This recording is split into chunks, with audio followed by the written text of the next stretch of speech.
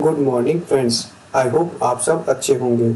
आपका स्वागत है आपके अपने YouTube channel current affairs for exam में। चलिए आज दिनांक 10/10/2024 की प्रश्नावली शुरू करते हैं। निम्नलिखित में से किसने Bihar institute of public administration and rural development में जेन नेक्स्ट लैब का शुभारंभ किया है? श्री नरेंद्र मोदी, श्री अमित शाह, श्री नीतीश कुमार, श्री BVR सुब्रमण्यम।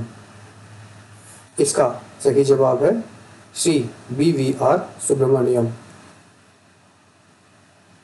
श्री BVR सुब्रमण्यम ने Bihar institute of public administration and rural development में जेन नेक्स्ट लैब लॉन्च किया है। श्री BVR सुब्रमण्यम नीति आयोग के CEO हैं। चलिए अगले प्रश्न पर आते हैं। प्रधानमंत्री श्री नरेंद्र मोदी जी ने निम्नलिखित में से किस शहर में संपूर्णानंद स्टेडियम का उद्घाटन किया? गांधीनगर, वाराणसी, भूसावल, मैंगलोर। इसका सही जवाब है वाराणसी।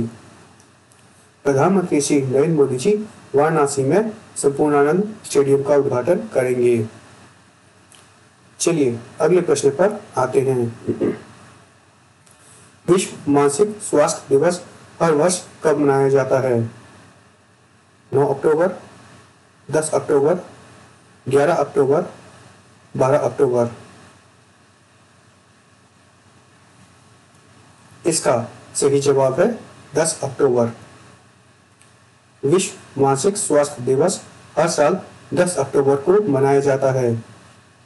विश्व मानसिक स्वास्थ्य दिवस 2024 का थीम है कार्यस्थल पर मानसिक स्वास्थ्य। विश्व मानसिक स्वास्थ्य दिवस की शुरुआत सबसे पहले 1992 में विश्व मानसिक स्वास्थ्य महासंघ द्वारा की गई थी।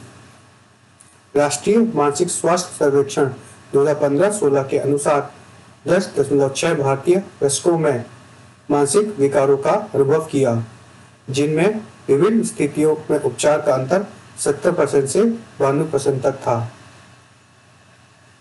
चलिए अगले प्रश्न पर आते हैं।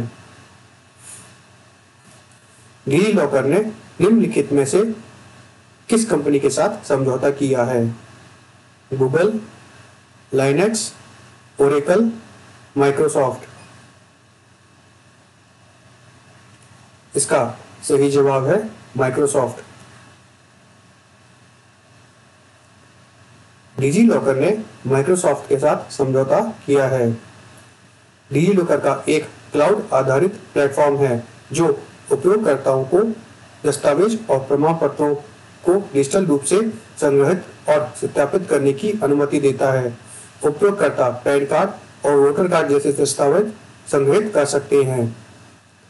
माइक्रोसॉफ्ट डिजिटल लॉकर विंडोज की एक सुविधा है जो उपयोगकर्ता को विंडोज मार्केटप्लेस से खरीदे गए उत्पादों को प्रबंधित और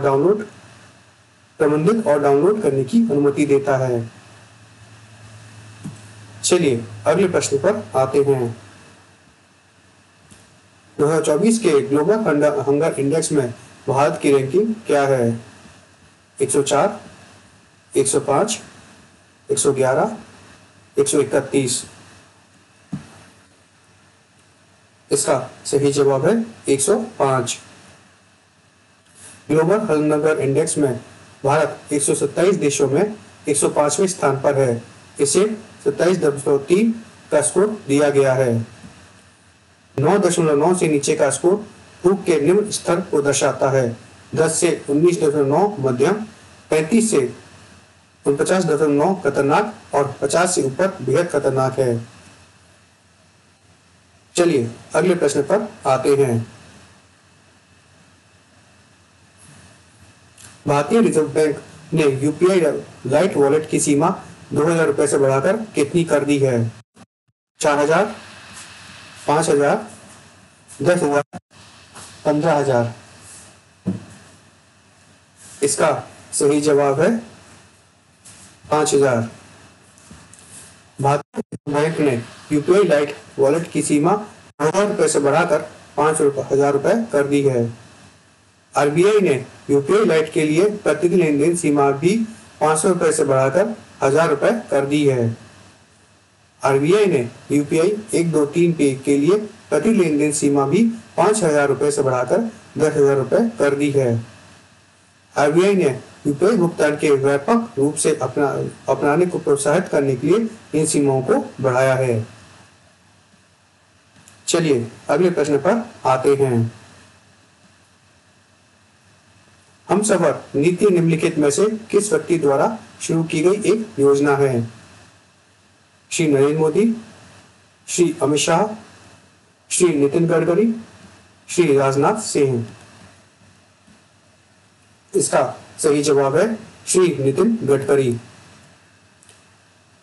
हमसफर नीति श्री नितिन गडकरी द्वारा शुरू की गई एक योजना है। नीति का लक्ष्य सभी यात्रियों के लिए सड़क यात्रा को अधिक सुविधाजनक, सुरक्षित और आरामदायक बनाना है। यह नीति इंडियन स्टेशनों पर आवश्यक सुविधाएं पेश करेगी, जिसमें स्वच्छ शौचालय, शिशु देखभाल कक्ष, व्हील चेयर पहुंच, पार्किंग स्थान और ईवी चार्जिंग स्टेशन शामिल हैं। पंजीकृत सेवा प्रदाताओं को उनकी ऑनलाइन दक्षता बढ़ाने के लिए NHAI राजमार्ग यात्रा मोबाइल ऐप पर दिखाया जाएगा। चलिए अगले प्रश्न पर आते हैं। एस सैयद ने निम्नलिखित में से किस देश का राष्ट्रपति चुनाव जीता है? Italy, Algeria, Libya, Tunisia. इसका सही जवाब है तुनीसिया। एस सैयद ने तुनीसिया का राष्ट्रपति चुनाव हाल ही में जीता है। तुनीसिया की राजधानी तुनीस है। चलिए अगले प्रश्न पर आते हैं। निम्नलिखित में से किस आईआईटी ने स्वच्छ ऊर्जा को बढ़ावा देने और उत्सर्जन को कम करने के लिए अंतर्राष्ट्रीय ऊर्जा एजेंसी के साथ सहयोग किया है? IIT Delhi, IIT Kanpur, IIT Madras, IIT Bombay. इसका सही जवाब है आईआईटी दिल्ली। स्वच्छ ऊर्जा को बढ़ावा देने और उत्सर्जन को कम करने के लिए आईआईटी दिल्ली ने अंतर्राष्ट्रीय ऊर्जा एजेंसी के साथ सहयोग किया है। सहयोग के लिए एक रूपरेखा स्थापित करने के लिए दो संगठनों ने 8 अक्टूबर 2024 को एक समझौता ज्ञापन पर हस्ताक्षर किए। समझौता ज्ञापन नीति विश्लेषण, सूचना आदान प्रदान और स्वच्छ ऊर्जा प्रौद्योगिकी को तैनात करने में बाधाओं को संबोधित करने जैसे क्षेत्रों पर केंद्रित है। आईआईटी दिल्ली और IEA ने हाल ही में उभरती और विकसित अर्थव्यवस्थाओं में स्वच्छ ऊर्जा नवाचार नीतियां शीर्षक से एक संयुक्त रिपोर्ट जारी की है। चलिए अगले प्रश्न पर आते हैं। माइंडफुलनेस इंडिया शिखर सम्मेलन निम्नलिखित में से किस शहर में आयोजित किया जाएगा? मुंबई, नई दिल्ली, बेंगलुरु, हैदराबाद।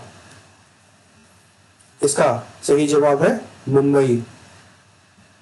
माइंडफुलनेस इंडिया शिखर सम्मेलन का तीसरा संस्करण मुंबई में होने वाला है। इसका उद्देश्य नेताओं और पेशेवर लोगों को स्वास्थ्य, अधिक सहानुभूतिपूर्ण कार्यस्थलों के लिए रणनीति प्रदान करना है। इसका आयोजन माइंडफुलनेस साइंस सेंटर द्वारा किया जाता है। शिखर सम्मेलन माइंडफुलनेस, भावनात्मक बुद्धिमत्ता और तांत्रिक विज्ञान पर केंद्रित होगा। इस शिखर सम्मेलन का थीम है thrive in the age of disruption. चलिए अगले प्रश्न पर आते हैं। हाल ही में केंद्र सरकार ने निम्नलिखित में से किस जिले में बिहार के दूसरे बाघ अभयारण्य के सैद्धांतिक मंजूरी के लिए सैद्धांतिक मंजूरी दी है? अररिया, बेगूसराय, कैमूर, गया। इसका सही जवाब है कैमूर। हाल ही में केंद्र सरकार ने कैमूर जिले में बिहार के दूसरे बाघ अभयारण्य के लिए सैद्धांतिक मंजूरी दे दी है। राष्ट्रीय बाघ संरक्षण प्राधिकरण ने अपनी 12वीं तकनीकी समिति की बैठक में कैमूर वन जीव अभयारण्य को बाघ अभयारण्य के रूप में विकसित करने के लिए प्रस्ताव को मंजूरी दे दी। मौजूदा वाल्मीकि टाइगर रिजर्व 54 बाघों के साथ अपनी अधिकतम क्षमता तक पहुंच गया है, जो 45 बाघों की क्षमता से अधिक है। नया रिजर्व पारिस्थितिक संतुलन बनाए रखते हेतु इस बढ़ती आबादी को प्रभावी ढंग से प्रबंधित करने में मदद करेगा। चलिए अगले प्रश्न पर आते हैं। भारतीय पुरुष टेबल टेनिस ने एशियाई टेबल टेनिस चैंपियनशिप 2024 में निम्नलिखित में से कौन सा पदक जीता है? स्वर्ण, रजत, कांस्य या उपरोक्त में से कोई भी नहीं। इसका सही जवाब है कांस्य। भारतीय पुरुष टेबल टेनिस टीम ने एशियाई टेबल टेनिस चैंपियनशिप में कांस्य पदक हाल ही में जीता है। एशियाई टेबल टेनिस चैंपियनशिप 2024 कजाकिस्तान के अस्ताना में आयोजित की गई थी। फ्रेंड्स, आज का सेशन यही समाप्त होता है। आपको हमारा सेशन कैसा लगा कमेंट करके बताइएगा तथा लाइक एवं सब्सक्राइब अवश्य कीजिएगा। धन्यवाद।